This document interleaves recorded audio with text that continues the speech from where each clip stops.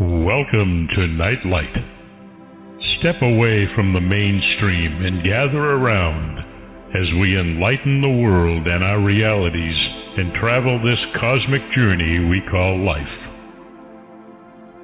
Join us as we share with you and provide that beacon that can guide us all to a better way.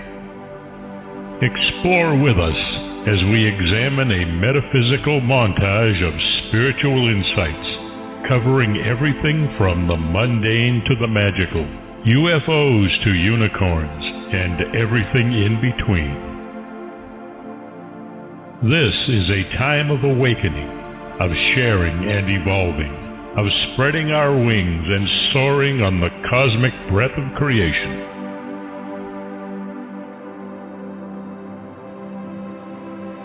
Come and join with other light-minded spirits as we weave our lights together to seek understanding, enlightenment, and with a little luck, some wisdom. This is Nightlight, a reminder that you are never alone.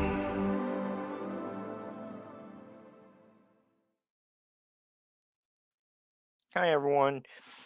Brad Olsen is returning to cover his latest publication, Secrets of Antarctica, the Untold History of the Ice Continent.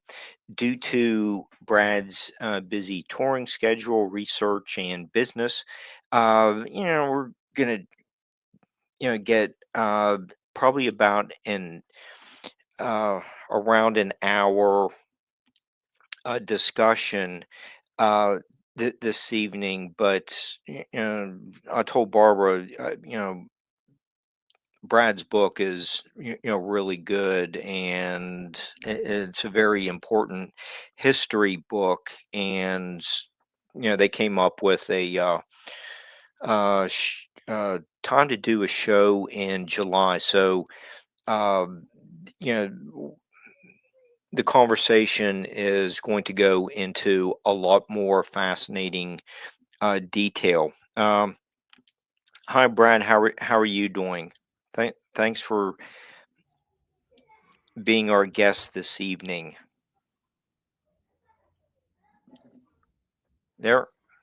Well, hey there, Mark. Good to see you and Barbara again. She's, or is it just you and me? It's just the two of us, but she's the overlord, making sure that we behave ourselves. Okay, we'll behave. Absolutely. Always good to see you. I see your book, Lakes and Lizards. Has that come out yet? Yep. It's out, and part 2 is wrapping up. Wow. So hopefully, have that out soon. So, but still have long way to go to get caught up with you with your esoteric books and it's been a couple sacred years. places. But you're a mentor on writing. So just you have that knack of just really putting things in the historical context, and we're going to get into that in a minute. But just last weekend you had the Tucson MUFON appearance. How did that go? Oh, went great. Yeah, it was a nearly full capacity crowd and a very well receptive audience. And it's a new talk that I'm giving in support of the new book. Oh, okay. Secrets of Antarctica. So, cool. Well, yeah, you do have a lot of UFO material in there, and yesterday you posted a video about your journey to Wavoka's graveside. Who is he? What are you doing there in Nevada, stopping at his grave? Well, gosh, I guess it's been a while since we've talked, Mark, because I moved out here 3.5 years ago. Hmm. And I moved out here because of Wavoka. And I'll explain why he's significant in a minute. But when I was working on that book that you just held up, Sacred Places North America, I was really fascinated with this town. So one time, because he lived his whole life here, Wavoka, the Native American Messiah and prophet. And so one time I was heading down to Vegas for a conference, and I routed through here, and I was just like, wow, this is just a green valley and a desert oasis kind of location. And as fate would have it, I drove by my current property, a 10-acre ranch just on the edge of town, and moved out here when I packed up and left California. I'm a transplant, Mark. I've fled California. Okay, well, I thought you had I was like a couple 2-3 minute long video, and it was a very nice tribute to him. I yeah, I thought that would be a great segue into how you do your writing. Is Yeah. being there. It's more of an effective way of communicating your thoughts by writing what you know. And so when you decided to go to Antarctica, what was the motivation behind that? How do you get there? What do you pack for an Antarctic summer? I've never been there, so I'm just passport. You make a big deal about passports as well. Yeah, so that's well, it actually even ties into Wavoka a little bit, because I drove through this area about 10, 15 years ago, and it always left an impression on me that it was this pretty amazing place. And about 8 years ago, I lost my apartment in San Francisco, California, due to an owner move-in. It was a no-fault eviction. I got a settlement, and I thought, oh shit, I'll go to South America and maybe Antarctica with those proceeds, which I did. And then you asked about getting down to Antarctica. Well, I bought a vehicle in South America, and I drove up to Peru, Bolivia, and then all the way down through Argentina to the southern tip, a city called Ushuaia, which is the southernmost city in the world. And it's a pretty cool place. I liked it there, although it does get pretty cold it was cold even in the summer when we were there, but really cold in the winter. And it's the closest continental landmass to Antarctica. So it took me a week or so to gain passage on a sailboat that was heading down there in a few weeks. So just kind of hung out in Ushuaia, and then got on the sailboat, and 14 of us sailed across the Drake Passage. I got violently ill and seasick, and like you said, checking out of Argentina, I was already stamped in. And after we went to the Argentinian Navy, they took photocopies of our passport, and they wanted to know our itinerary. And then we had to go to the customs, and we got stamped out. And we wouldn't get stamped back into Argentina for 26 days. So it was kind of like a no man's land. And eventually we made it back. But all the while, it was just quite an adventure. We were able to go just about anywhere we wanted to go on our boat, and then put the Zodiac in the water and sail over.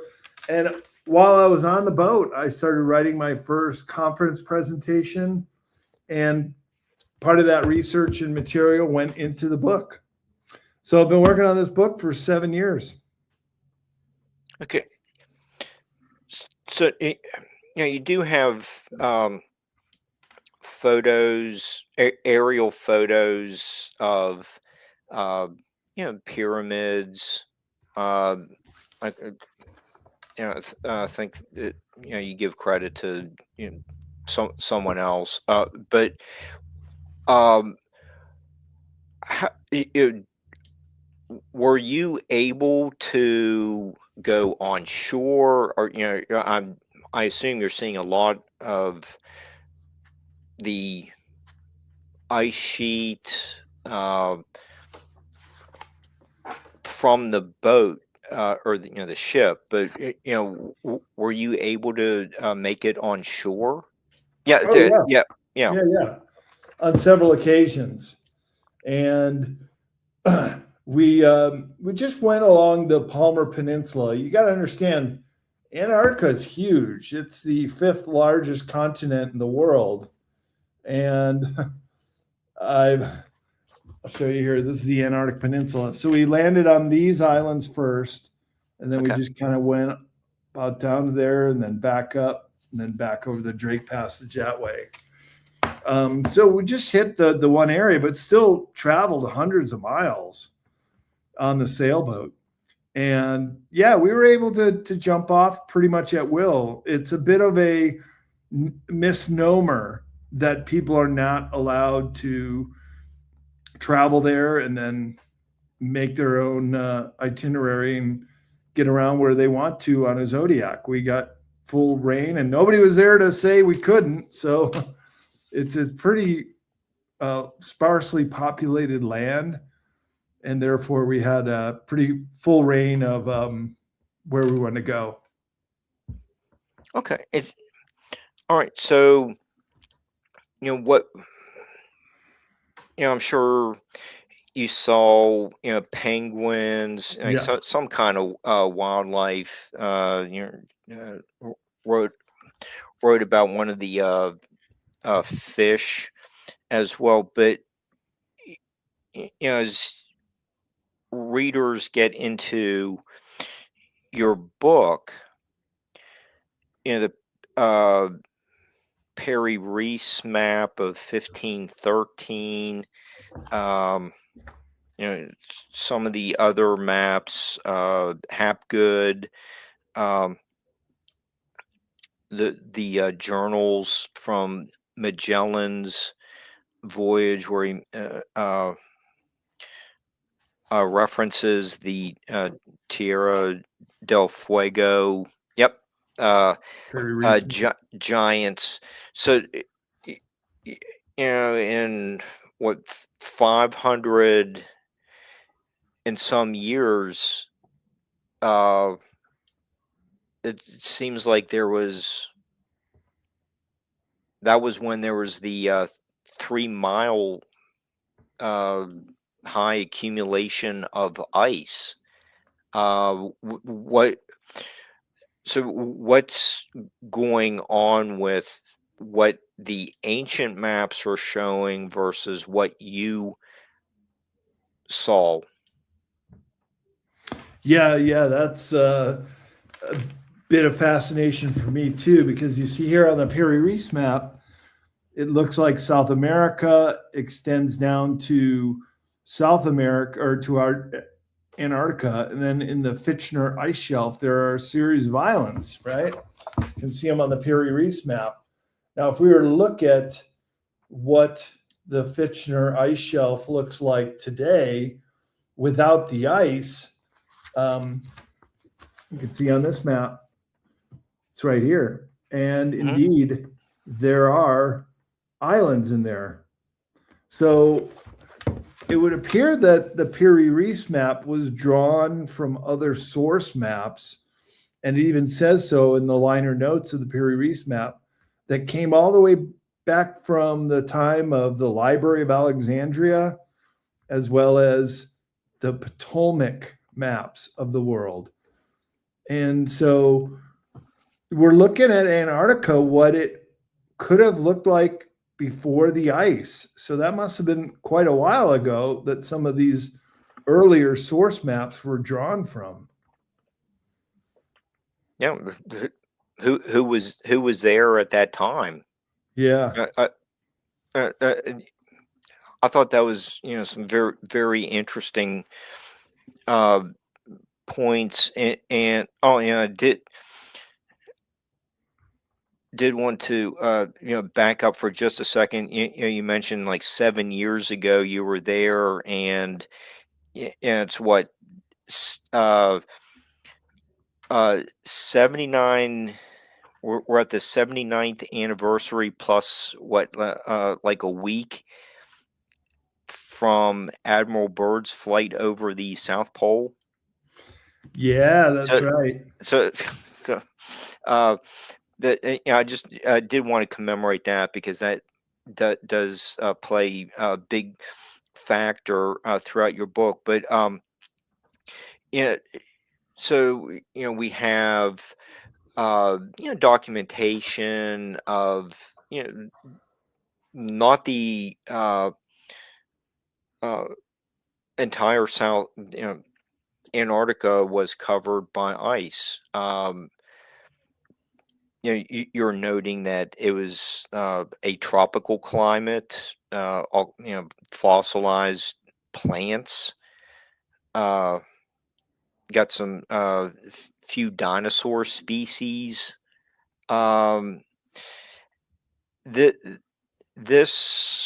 What you're presenting is really different from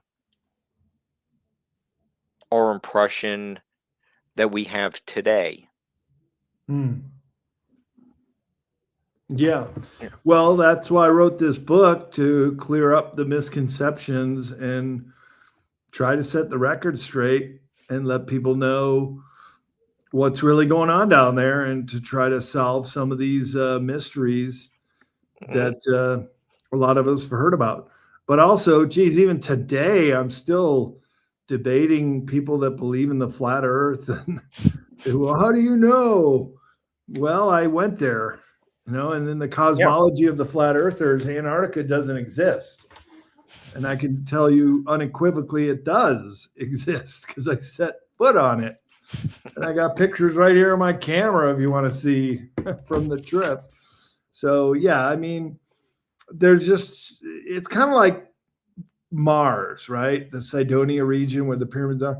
How does anybody really know? Because it's so far away and nobody ever goes there. That's right. Kind of what I think most people have an impression of Antarctica, is that it's impossible to go, or that it doesn't even exist, because there's an ice wall that surrounds the world. That's not true. There are ice shelves, giant ones, 30 stories tall. I saw them. They're very impressive, but they're hollow underneath. And the ice wall is a presumption that it goes straight down into the dirt, which it does not. All those pictures you see are ice shelves. And those are huge glaciers that just slowly float down. I mean, this is an ice shelf. Our depiction of Operation Highjump, Mark. So we all know that glaciers exist. I'm sure you've been to Glacier National Park or some other places. I've been. There was the Kent ice sheet was about 50 miles that away. So I spent some time looking at the remnants of what it left 20,000 years ago. You're in West Virginia? Yeah.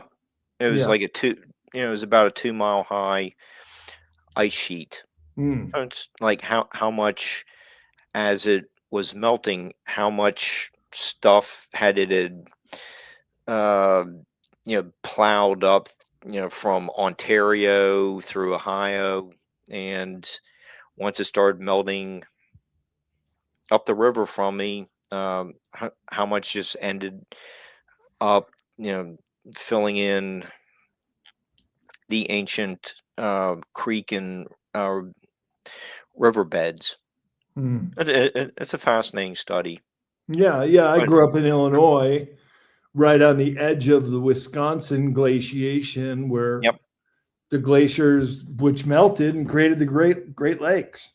yep, But those moraines are beautiful rolling hills in southern Wisconsin, and yeah, a lot of remains of glaciers throughout North America, and then some still remaining.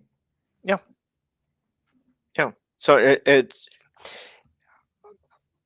I think with the research I've been doing, tying it in with what you're talking about, it just really piqued my interest. And, just it's like, this is really cool stuff. That's what I'm kind of focusing on some of the fossilized critters. But you get into like uh, the blood falls. Mm-hmm. Like, okay, I thought everything was without having been there. You think, like, where's all this red stuff coming from? So what? Yeah, it's iron oxide. It's actually a pretty simple explanation that some springs are flowing below a glacier and it's mixing with iron oxide and turning the water red. It's not blood at all, of course. Mhm. But it's just one of those anomalies of Antarctica that's worth mentioning. Okay. Well, you get volcanoes Oh yeah. spewing gold. Yeah. Okay, cool. Mount Erebus. Yeah. Active volcano with a lake of lava in it. Only one of two volcanoes that has a year-round lake of lava within the neck of the volcano. The other one is in Africa. Okay.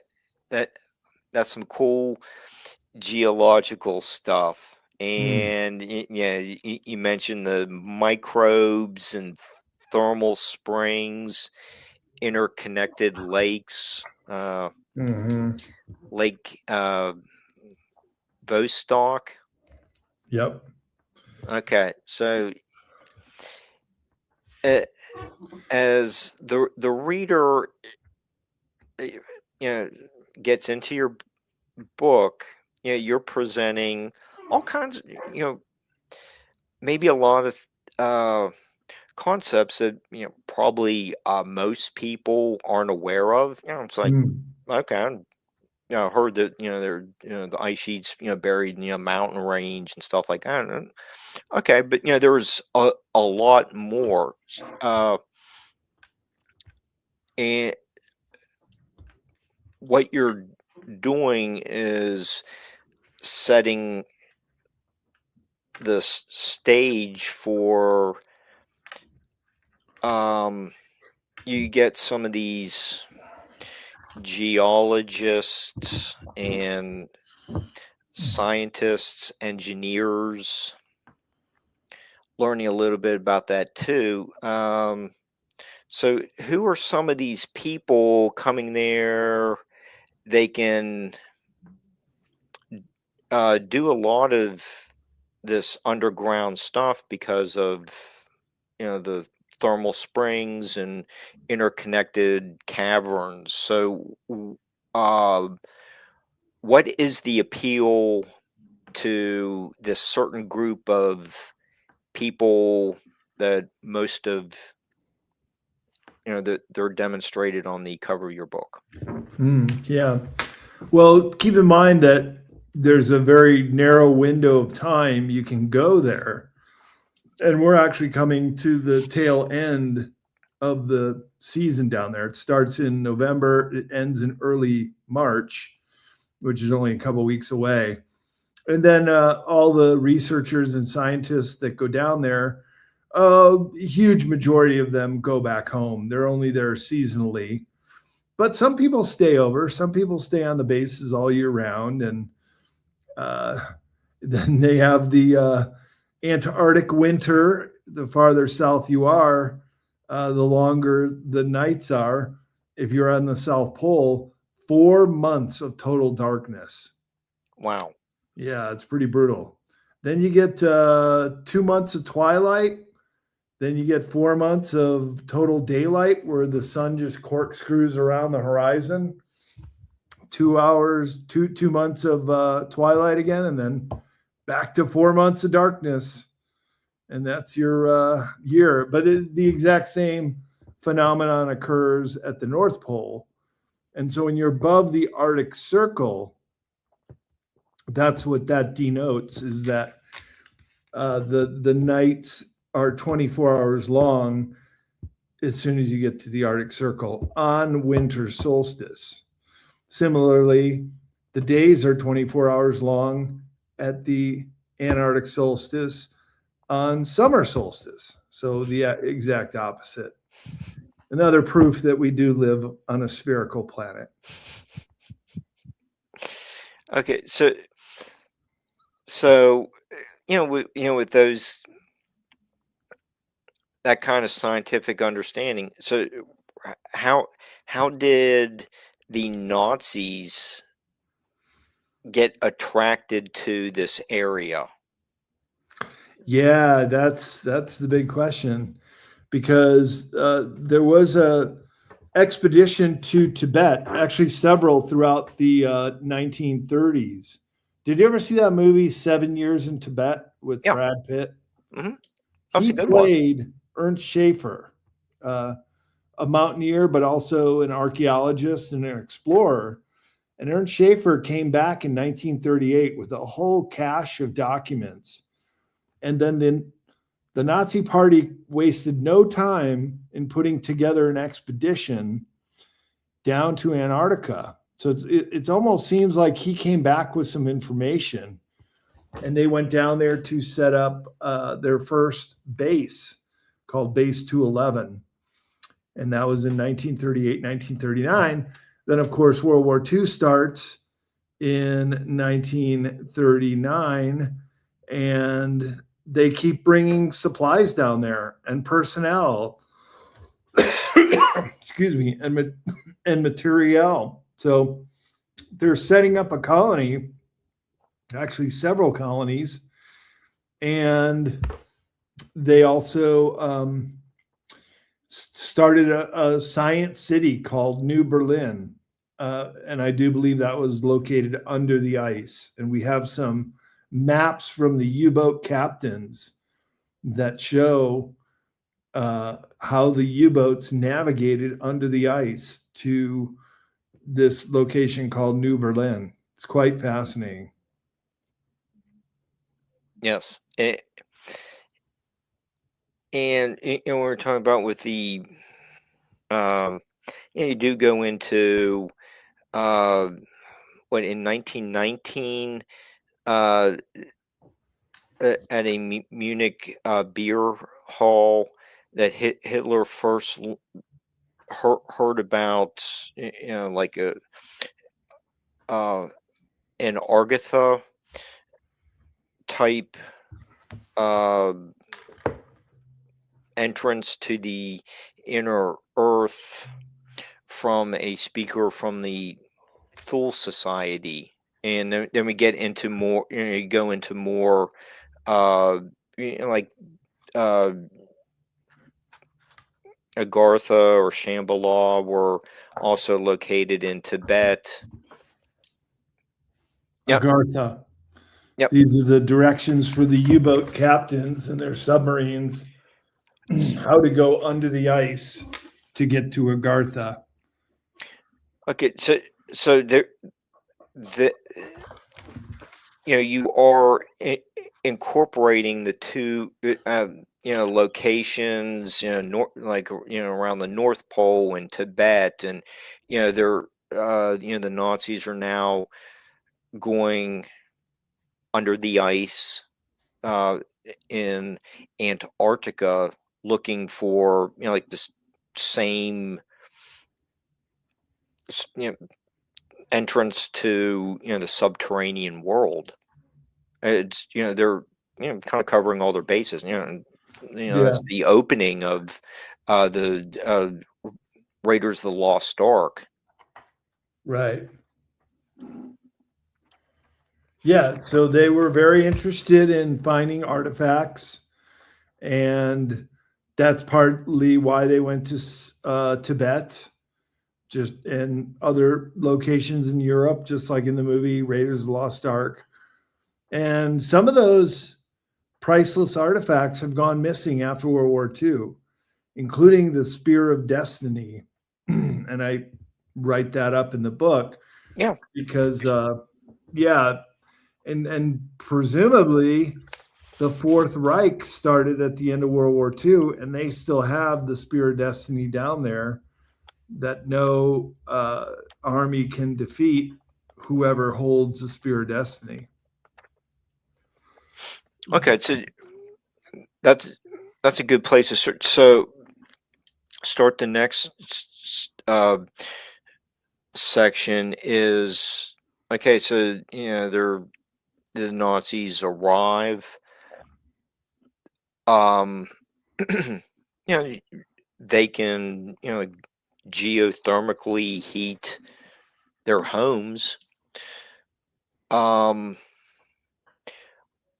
They're down there for a while. So over that time, and bringing more people from Germany, transplanting them to Antarctica. What are they? You're talking about the cabal. What are what is this group of people doing at base 211 and in New Schwabenland? Yeah, what were they doing down there?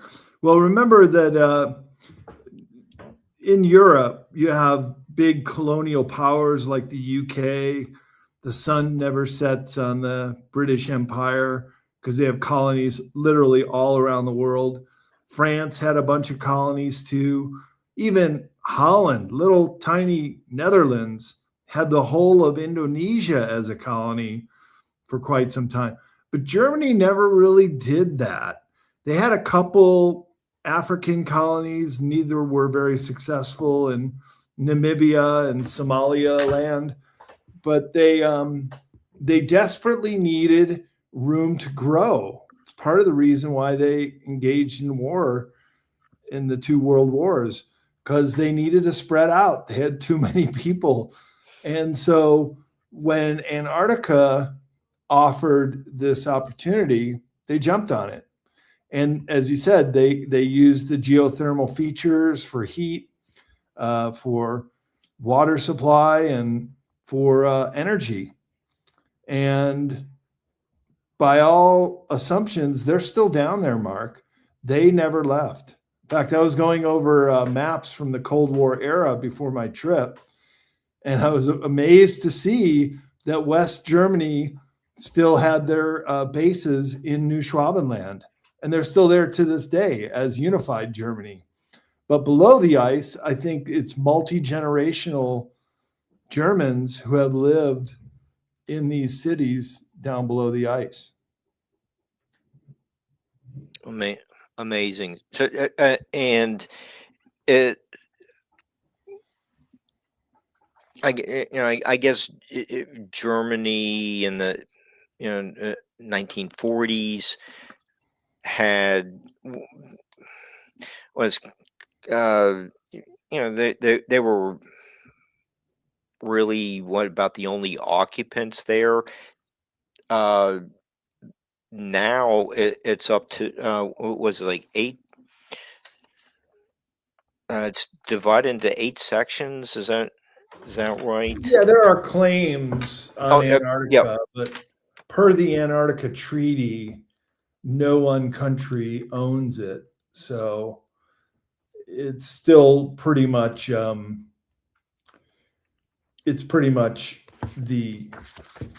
since the Cold War, every conflict since, the nations of the world have upheld the Antarctica Treaty. So that's pretty important that it's been able to remain since 1959. Right.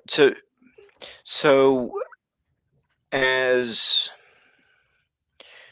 the war is, kind of reaching its apex, and you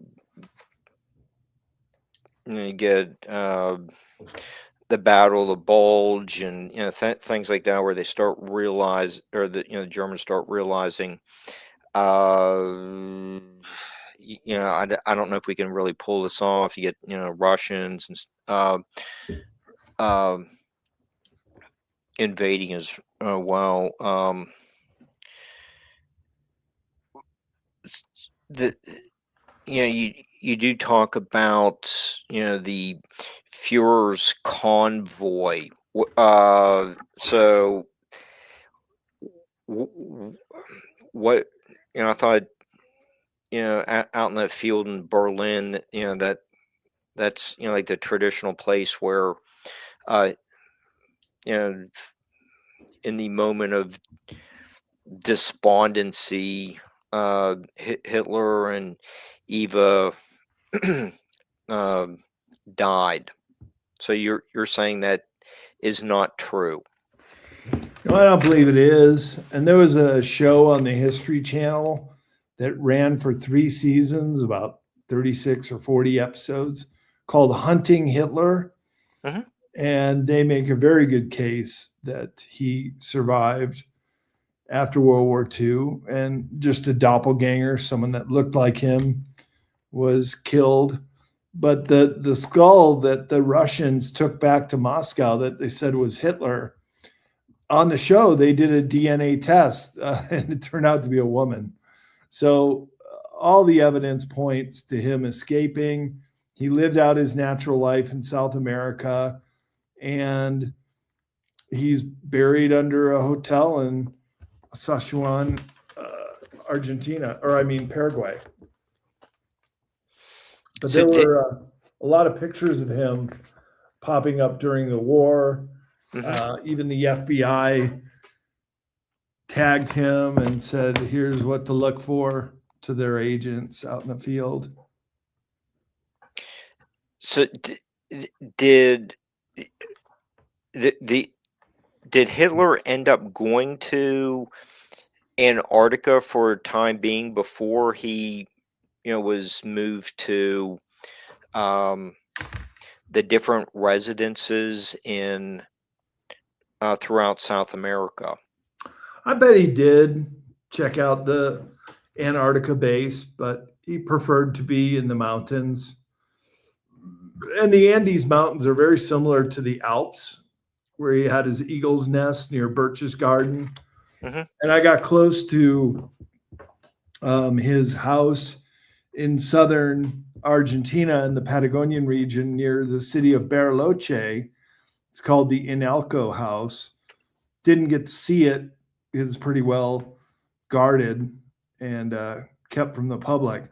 But in the Hunting Hitler series, they landed a Zodiac boat, and they found that he had a hangar with a seaplane. So if the authorities were ever moving in on him at the Inalco House, he could just be rushed out to the seaplane, take off from the lake, and just fly over the spine of the Andes Mountains to Chile. Amazing story. Okay. Okay, so while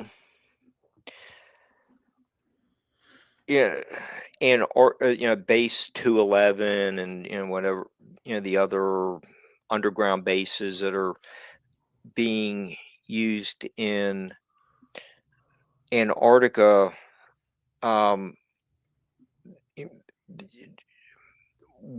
towards the end of the war, um, y- you get Admiral Byrd's Operation Highjump happening, and the Project Paperclip. So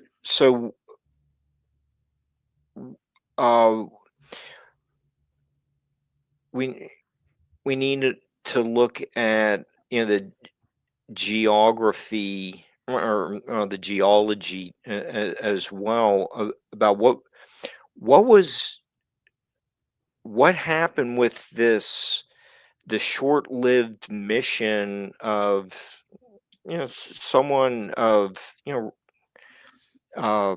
upstanding status like Admiral Byrd, and where did what cut his mission so short? I thought that you make some really interesting points about all kinds of things going on in that. As the like 1945, 46, as the war is winding down. Yeah, that's right. So World War II comes to an end in 1945. Then the U.S. military wastes no time putting together Operation Highjump in 1946. The first Antarctica summer that they could possibly get down there, they go. And first Antarctica summer, I should say. And so before he leaves, he tells a press conference that the mission is military in nature. And indeed, they're going down with an invasion force of Antarctica. They say it's for cold weather training, but they could have done cold weather training in Alaska or up at the Arctic Circle or Greenland and save themselves a lot of travel distance. But no, they got to go down to Antarctica, and they got to go to New Schwabenland. And that's where the Battle of Highjump took place, which we recreate on the cover, where UFOs come up out of the water, out of caves, and attack the armada of ships. And that put an end to Operation Highjump, which was supposed to last for 6 months, but it only lasted for 2 months. And when Byrd was coming back through Chile, he talked to a reporter that was reprinted in El Mercurio newspaper in Chile. And he said, we would be confronted with an enemy that can fly pole to pole at incredible speeds. So they encountered some kind of high strangeness down there. But of course, they're not going to talk about UFOs coming up out of the water or Byrd being defeated. And in fact, Operation Highjump is still classified. You cannot do a Freedom of Information Act and find out exactly what happened. Well, okay. To go around a FOIA request, there is the Admiral's son's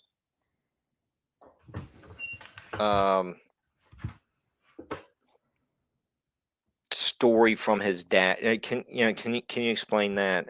Well, his son was named after his dad, who was also Richard Byrd, and he was a young Navy officer at the time of Operation Highjump, and he accompanied his dad. He actually went there with him. And so some years later, in the mid-1980s, he was asked to give a keynote speech to the National Geographic Society in Washington, D.C. So he gets on a plane or a train from Boston to D.C., and he goes missing. He never makes it, missed the speech, and he winds up dead in a Baltimore warehouse a month later. And he was wearing a different set of clothes and only one shoe. And the coroner's report said he died of malnutrition and dehydration. Like, what? This rich patriarch from Boston is just going to wander off the train? He wasn't dementia patient or anything. And so we think that he was going to spill the beans. He was going to talk about what really happened in Highjump. And he was met with whoever, CIA or some kind of goons that roughed him up, and he still wouldn't recant his story. And they killed him and just dumped his body in a Baltimore warehouse. Okay. And his son wrote The Missing Diary. Is that right? His son, well, it was given to his son before the father died.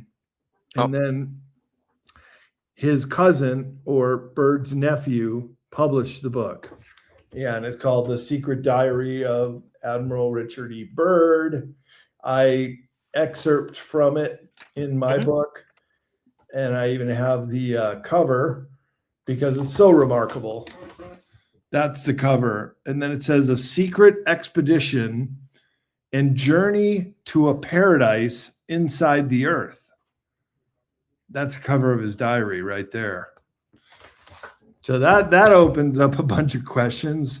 What's the inside of the earth, and what was his secret journey? And yeah, what did he see? Which he described in the diary. Okay. So, you also note there's what Admiral Byrd had 3 hours of missing time. Yeah.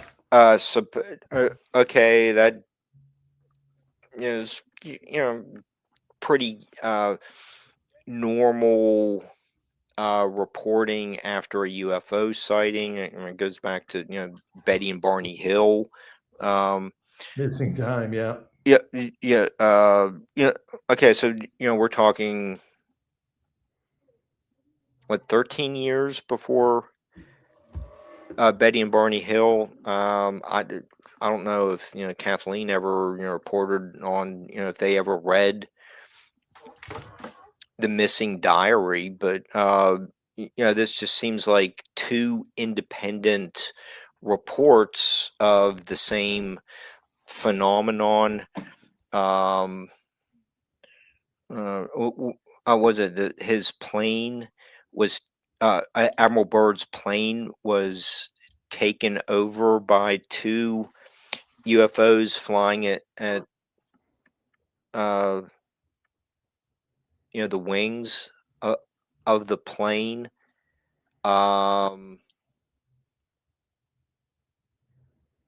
We do have the invention, the work on the how do I say that the Glock. So were those crafts? Yep, that's it. Die Glocke, the bell, because it was shaped like a bell. Yeah. Mm-hmm. So were those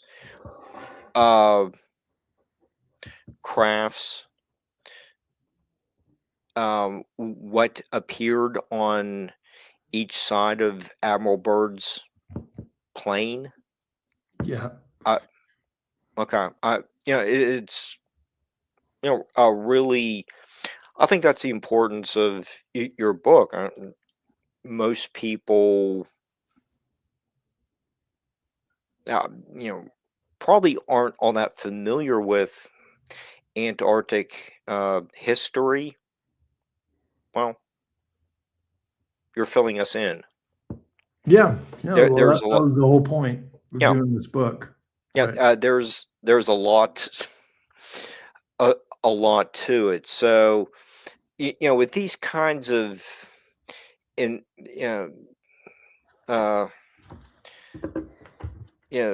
crafts coming out of caves, from under water. Almost seems like a USO.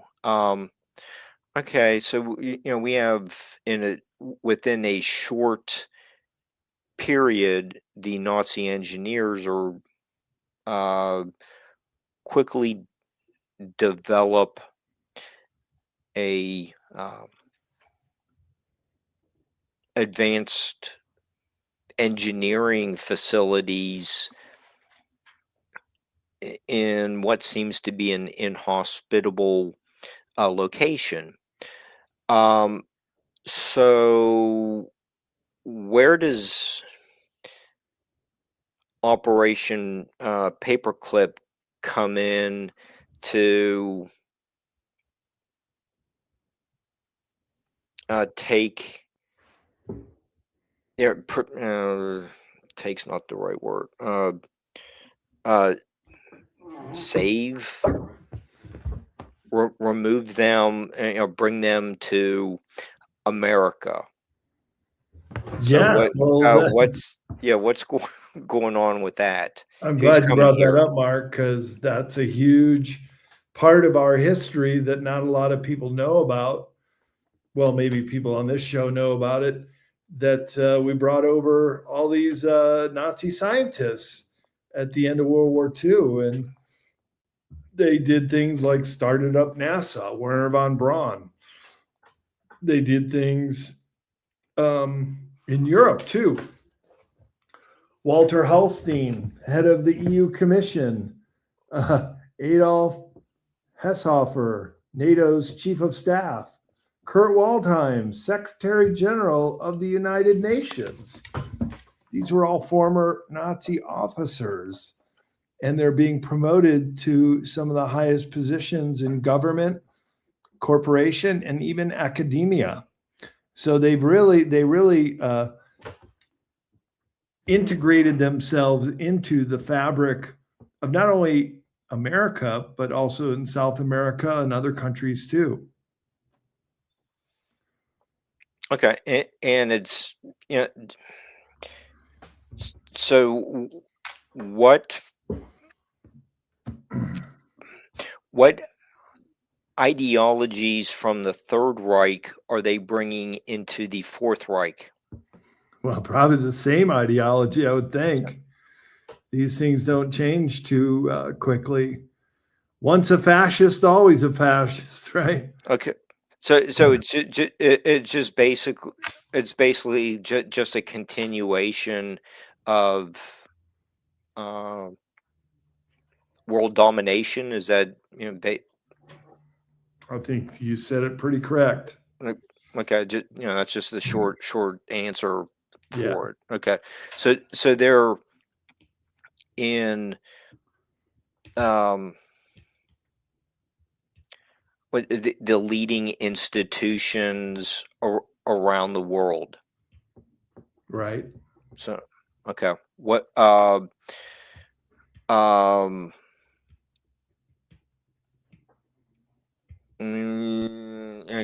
of need to watch what we say, because we don't want to get flagged again. But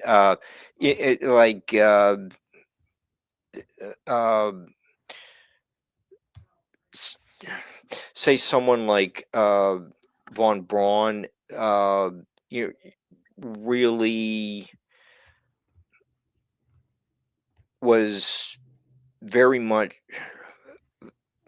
far more advanced than American scientists. He's really creating a lot more with NASA with his knowledge than the American people on staff. Is that that's a fair assumption? Yep. And they all wanted to come to America because Russia was trying to get their hands on a lot of these scientists too, but they went out of their way to get captured by the Americans so they could come here and have a new life. Can't really blame them. But you know what, Mark? I think my time is kind of wrapping up here in the library. Did you want to ask me a final question, or I should mention to your audience that my books are available at cccpublishing.com, and if you order a book from the website, that you can get a signed copy that way. Okay. And you have, it looks like you have a busy spring and summer conference season coming up as well. You have some pretty extensive travels to Boston. Yeah, I'll go into conferences this spring and summer, and I just signed on to Contact in the Desert yesterday. Oh, okay. That'll be at the end of May, early June. And then I've got a trip to Germany where I'm going to present the U-boats under the ice. So we'll see how that is received. And then I'm also speaking at the Bosnian Pyramid Conference with Dr. Sam and Billy Carson in June. So we'll be going to Europe again twice. And I was just there in December speaking at the BASIS conference. So. Yeah, Dr. Sam's pretty interesting. Yeah, he's great. And but Barbara has a passion for him as well. Okay, and they can find your book at cccpublishing.com and bradolsen.com. Yeah, that would lead them to CCC Publishing, where they can order the book. But my conference schedule is at bradolsen.com. Okay. Yeah, I thought this was a fantastic discussion, just kind of laying the foundation for where you and Barbara are going to take the discussion in July. But I really had a great time reading your book and listening to your research on the subject. Hopefully get you out of the library before the librarian comes over and spanks you with the ruler and tells you to get out of here. So, Brad, I just want to thank you for being a guest on Nightlight. We're are looking forward to your return over the summer, and look forward to whatever book you're working on next. And thanks, Mark. Great talking to you again. It's been a while. Yeah. And we'll pick it up again with Barbara in the summer. Yeah. So great. All right. Take care. Thank you, Brad. Thanks, Barbara, for keeping us on the air.